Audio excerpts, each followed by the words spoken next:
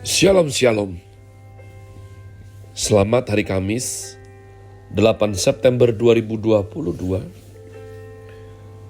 Saya Pendeta Caleb Hofer Bintor dalam anugerahnya penuh sukacita sampaikan pesan Tuhan melalui Grace Word, yakni suatu program renungan harian yang disusun dengan disiplin.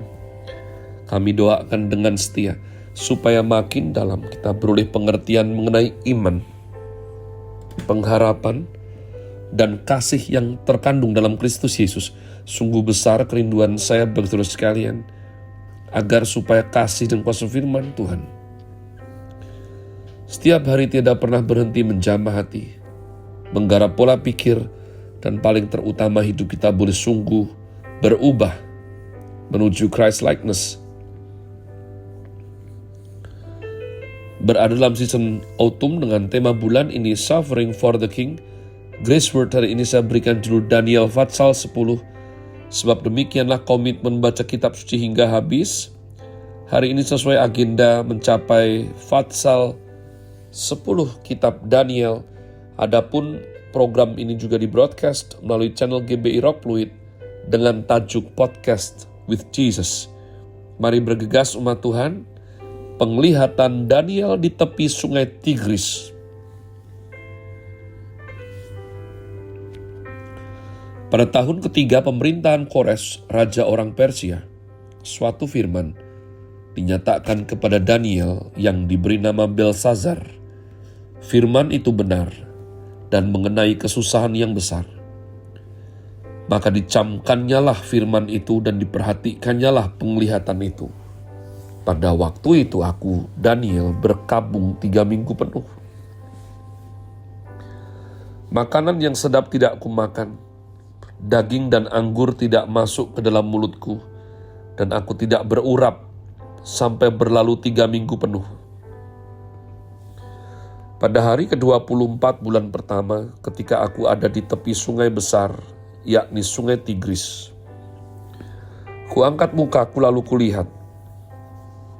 Tampak seorang yang berpakaian kain lenan dan berikat pinggang emas dari Ufas. Tubuhnya seperti permata Tarsis dan wajahnya seperti cahaya kilat. Matanya seperti suluh yang menyala-nyala, lengan dan kakinya seperti kilau tembaga yang digilap. Dan suara ucapannya seperti gaduh orang banyak. Hanya aku, Daniel, melihat penglihatan itu, tetapi orang-orang yang bersama-sama dengan aku tidak melihatnya. Tetapi mereka ditimpa oleh ketakutan yang besar, sehingga mereka lari bersembunyi. Demikianlah aku tinggal seorang diri. Ketika aku melihat penglihatan yang besar itu, hilanglah kekuatanku. Aku menjadi pucat sama sekali, dan tidak ada lagi kekuatan padaku.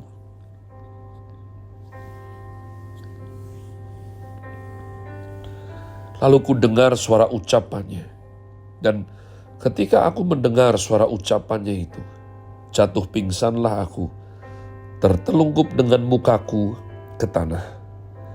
Tetapi ada suatu tangan menyentuh aku, dan membuat aku bangun sambil bertumpu pada lutut dan tanganku. Katanya kepadaku, Daniel, engkau orang yang dikasihi. Camkanlah firman yang kukatakan kepadamu, dan berdirilah pada kakimu, sebab sekarang aku diutus kepadamu. Ketika hal ini dikatakannya kepadaku, berdirilah aku dengan gemetar. Lalu katanya kepadaku, janganlah takut Daniel, sebab telah didengarkan perkataanmu sejak hari pertama engkau berniat untuk mendapat pengertian dan untuk merendahkan dirimu di hadapan Allahmu. Dan aku datang oleh karena perkataanmu itu. Pemimpin kerajaan orang Persia berdiri 21 hari lamanya menentang aku. Tetapi kemudian Mikael, salah seorang dari pemimpin-pemimpin terkemuka, datang menolong aku. Dan aku meninggalkan dia di sana, berhadapan dengan raja-raja orang Persia.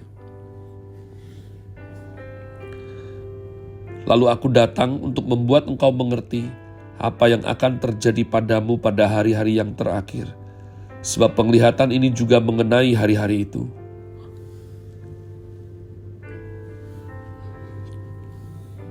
Ketika dikatakannya hal ini kepadaku, kutundukkan mukaku ke tanah, dan aku terkeluh. Tetapi sesuatu yang menyerupai manusia menyentuh bibirku. Lalu kubuka mulutku dan mulai berbicara. Kataku kepada yang berdiri di depanku itu, Tuanku, oleh sebab penglihatan itu aku ditimpa kesakitan, dan tidak ada lagi kekuatan kepadaku. Masakan aku, hamba Tuanku ini dapat berbicara dengan Tuanku? Bukankah tidak ada lagi kekuatan padaku, dan tidak ada lagi nafas padaku?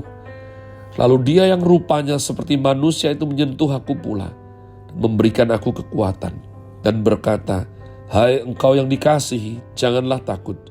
Sejahteralah engkau, jadilah kuat. Ya, jadilah kuat. Sementara ia berbicara dengan aku merasa kuat lagi. Dan berkata, Berbicaralah kiranya Tuanku, sebab engkau telah memberikan aku kekuatan. Lalu katanya, Tahukah engkau mengapa aku datang kepadamu? Sebentar lagi aku kembali untuk berperang dengan pemimpin orang Persia.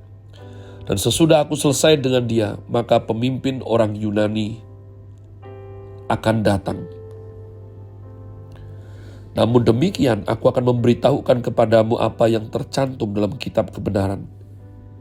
Tidak ada satupun yang berdiri di pihakku dengan tetap hati melawan mereka, kecuali Mikael pemimpinmu itu. Umat Tuhan, ini adalah satu perikop yang indah sekali.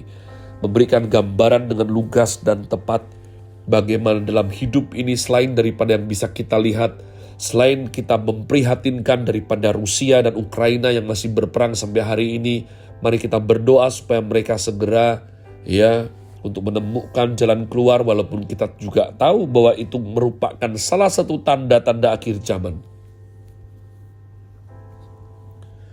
Tapi jauh di dunia yang tidak kelihatan, peperangan rohani terus terjadi. Adalah menarik selalu dikatakan bahwa sejak hari pertama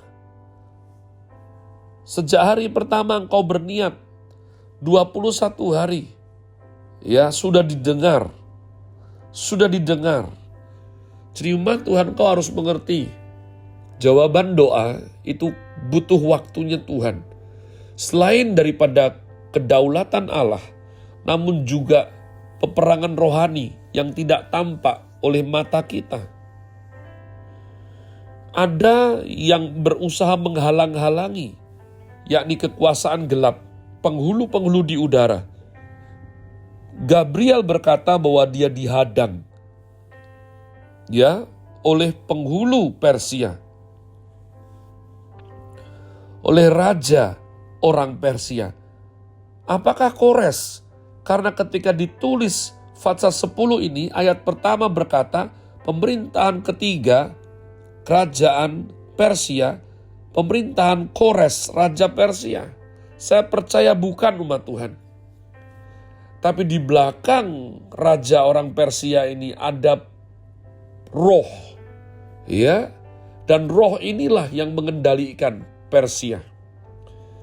Dan Gabriel dihalang-halangi oleh penghulu udara tersebut.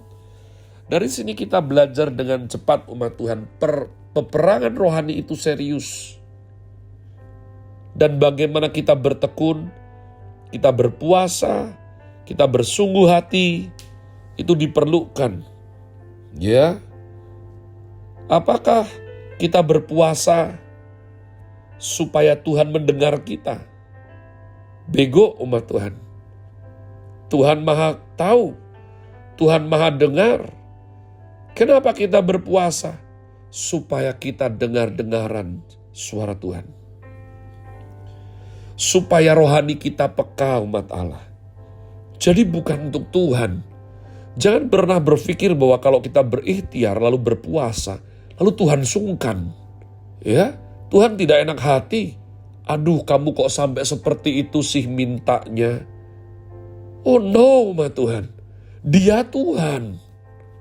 Mengertilah hal itu. Jangan terus dibodohi oleh pengajaran yang dangkal yang tidak betul-betul pelajari firman Tuhan. Dialah Alfa dan Omega. Tuhan tidak disetir siapapun umat Allah. Kehendaknya, kerajaannya yang jadi. Kita bisa berdoa sampai titik paling ujung.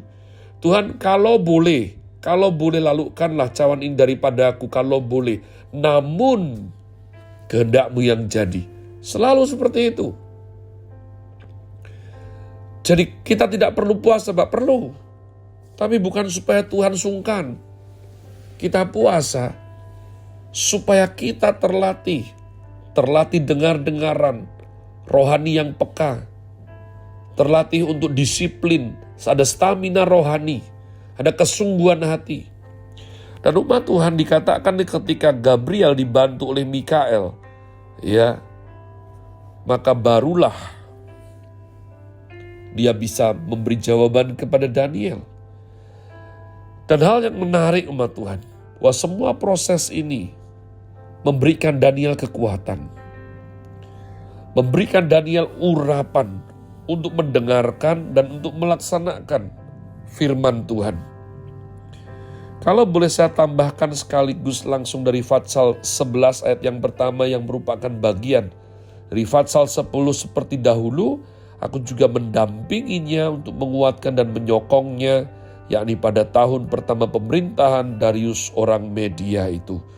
Umat Tuhan, peperangan rohani ini berlangsung dari dulu manusia jatuh dalam dosa sampai nanti iblis dikunci dalam gua lorong yang bernama Abis untuk selama-lamanya. Maka jadilah kuat. Be strong in Jesus' name. Jadilah kuat, itu yang dikatakan oleh Gabriel kepada Daniel. Engkau dikasihi, engkau disayang Tuhan, jadilah kuat. Have a nice day. Tuhan Yesus memberkati saudara sekalian. Sola Grazie.